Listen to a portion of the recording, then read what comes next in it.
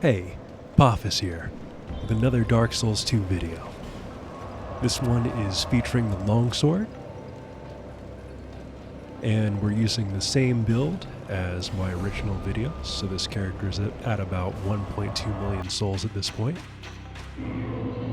And we're buffing the Longsword in our main hand, and we're using a few offhand weapons.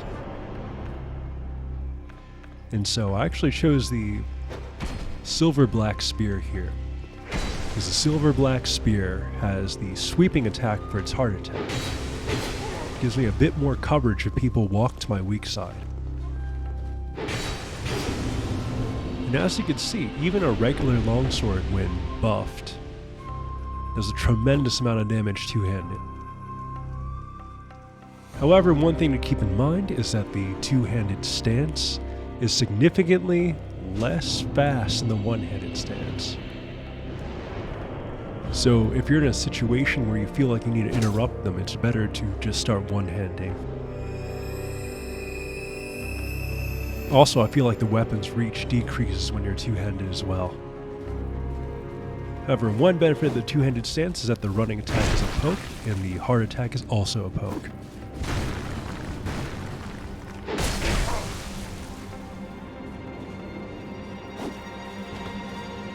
I probably should have just ring swapped here. I'm not sure if I was using the life ring, but if I was, then the proper play was just to swap rings when he walked away, but I was just too lazy.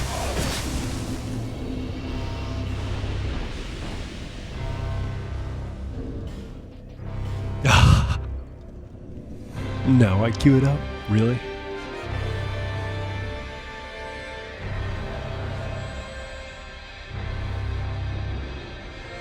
I actually ran into this guy a few times throughout this session. I think he's using a spear, probably like wing spear that he's buffing with magic weapon, or great magic weapon. Not really sure.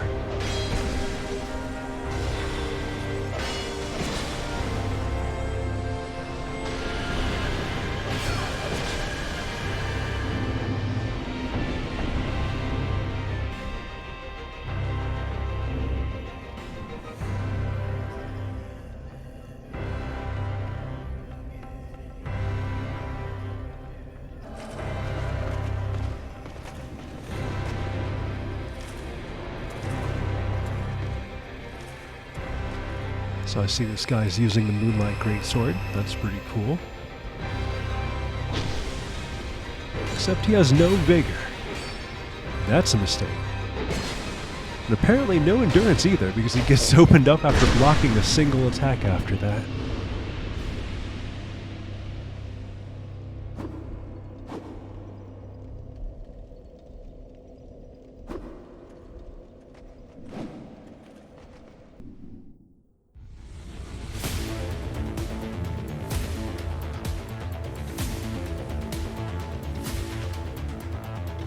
I had to fast forward this one a little bit, it took me a while to find him. Yeah, if I was two-handing, it would have been able to get some more R2-R2s in that narrow hallway, so that was kind of a mistake.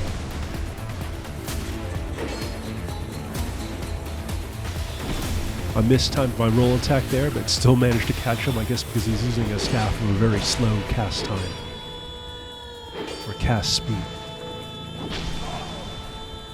Then I take out the Blackstone Dagger in my offhand, because it's very, very fast, even though the damage is low. So you could often roll catch people at the start of their roll.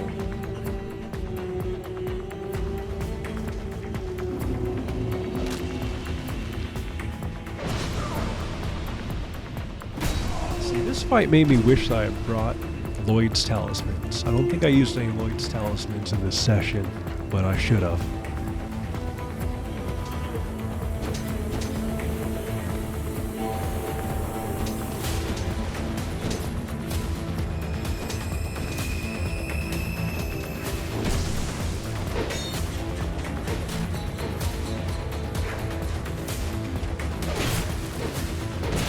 Yeah, I didn't expect the third or the fourth attacks there, honestly. One secret to me is just keep mashing, because a lot of the time I'm gonna think that most people are gonna do their 2 guaranteed hits and back away. But unfortunately, he just kept attacking. I did not expect that, so good job to him, I suppose.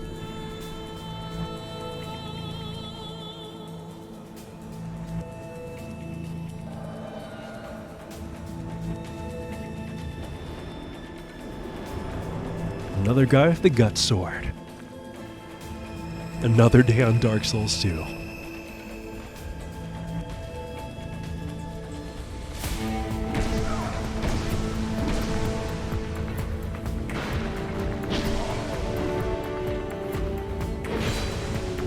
You know, funniest thing is, like, I was looking over one of my older videos, I think the one of Moonlight Greatsword, and somehow YouTube already made key moments where it recognized areas in Dark Souls 2. It actually marked off Harvest Valley, Forest of the Fallen Giants, and oh my god, what is that area you first find Creighton? Get ready for the next The one that leads to the arena. That one. Huntsman's Copse. It identified all of those. I was amazed. It's pretty scary. Like, who taught the algorithm that?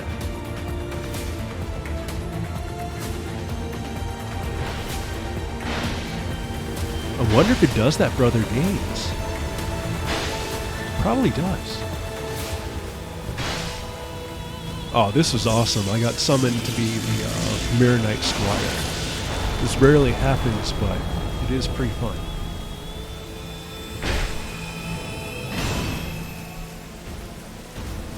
And he's wearing the cover art Faram armor.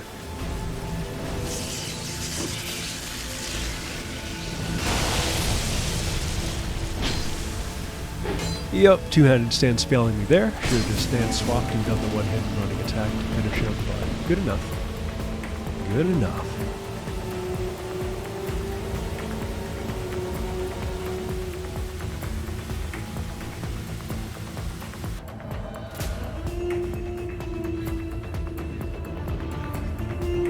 Well, here we go again. Give him a chance to heal up.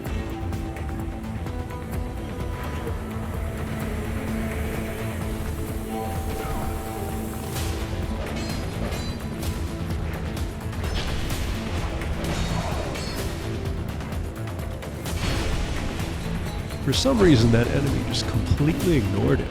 That was very strange.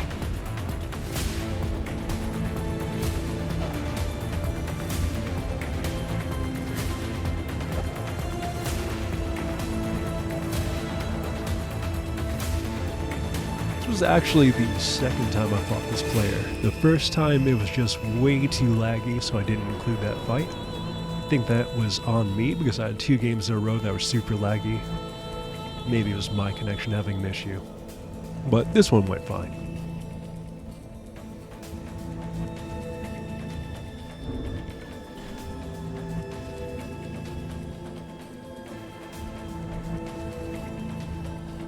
Waited a few seconds for him to buff, but he didn't. Oh well. Using the offhand spear to tag him because I thought he was going to roll backward, but it worked out anyway.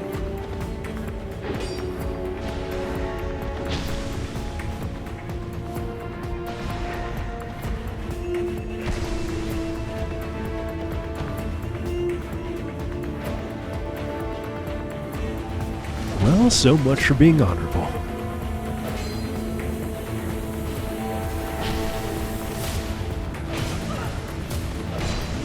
Well, we roll catch him with a pivoted R1, and that's that.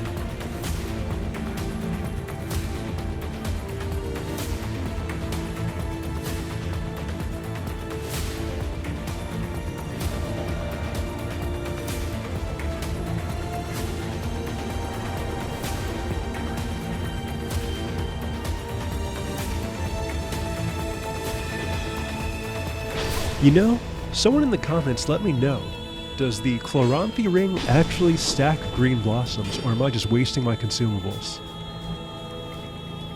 I mean, I'll just have someone dupe me another stack of these anyway, but still. I don't know. I don't actually know if they stack. I don't know what I was thinking there. He wasn't about to run back in. It's triggered the entire room of enemies.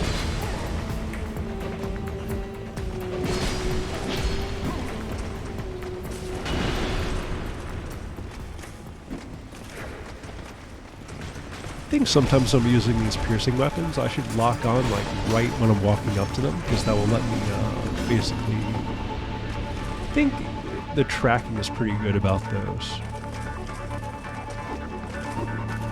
For slashing horizontal strikes, I think I prefer to play on lock. Man, I'm really being a real menace in this session. This is like the second time I've evaded this guy.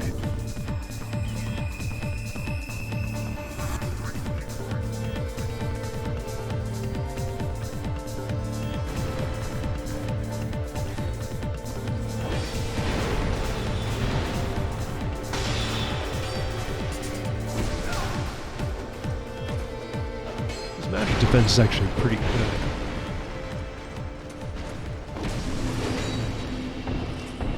And at first I thought that Ninja was a real player, but then I realized it's one of those NPC phantoms because he had like a ton of HP.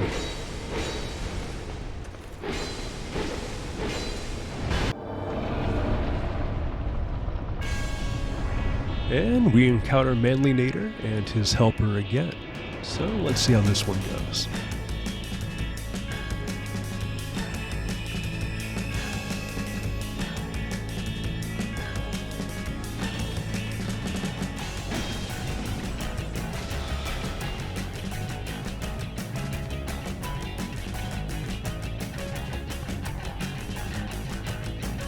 I think I made a mistake here by like two-handing my weapon. Again, it's slower and the reach is worse, so it's not doing me any favors here. So I do switch the one-handed stance and catch a backstab. Unfortunate, but not very much damage.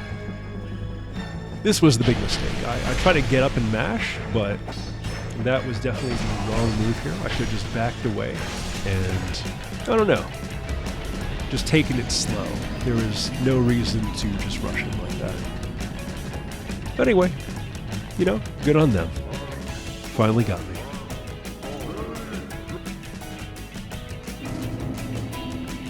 I wouldn't usually include a fight if someone's nearly naked, but this one was pretty good. He put up a very decent fight for someone with no armor on.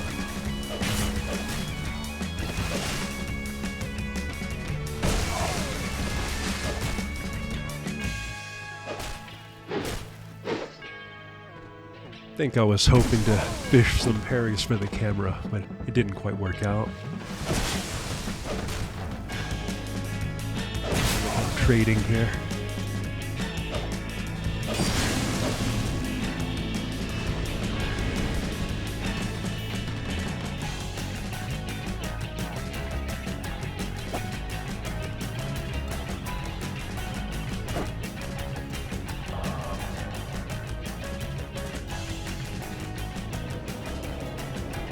And that's the end of our session. Let's see what level I get to. 133. And so this character is actually about 1.3 million souls today. So this video is from a few days ago. But yeah, I think my overall thoughts on the Longsword: it's an extremely versatile weapon. The one-handed stance is really good for roll catching people and just approaching if it's running R1, and it's wide range on its R2. The two-handed stance has great poking attacks, including the R2, running attack into R2, and its rolling attack. The Longsword also breaks poise on roll attacks. Why? I don't know, but it is a unique property of that weapon. There are a few other Longsword varieties that are notable as well. The Drakekeeper Longsword is actually pretty good as an offhand. It doesn't have the poking rolling attack, but it has a lot of base AR and it's longer than the Longsword. And then if you're a Dex build, Fume Sword becomes an option. And that is a Longsword where its one-handed R2 is a poke. I believe that one actually combos, and it's longer than a regular Longsword. but considering that you could get the weapon within 15 minutes of starting the game, aka the Fire Longsword, and it has a great and versatile moveset, and it could also be buffed to do a very respectable amount of damage, I'm going to give this weapon a 9 out of 10. Probably one of my favorite weapons to splash on any build. It works extremely well as a main hand, and it's just a great choice. But, you know, I want to give a special thank you to everyone who's been watching my videos and commenting lately. I've seen like traffic uptick, and I'm really grateful for that actually. Anyway, I'll see you guys in the next video. And remember to like it if you like it, and you know, leave a comment or a question or whatever. I will do my best to answer everything. And once again, I'll see you guys in the next video.